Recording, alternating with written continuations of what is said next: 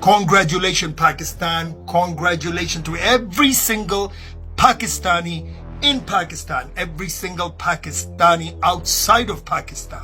Congratulations. This victory is just not for Pakistan, but it is a victory for Muslims. Why? Because the Pakistani army showed the whole world, how you're supposed to behave under fire. When they were being attacked, they did not lose their cool. They did not go and start destroying civilians, start attacking Indian civilians. They waited. And when they attacked with the wrath. And they showed the whole world, you don't mess with Pakistan. I want to thank first China.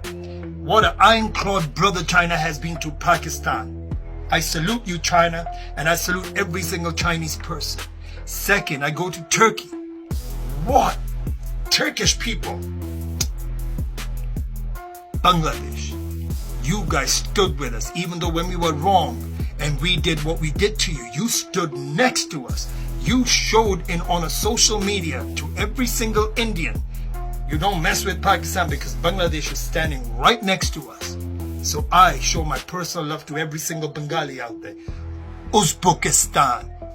Salute to you guys as well. Now, two people, the most important people right now for Pakistan. Number one, General Munir. I salute you, sir. I salute you.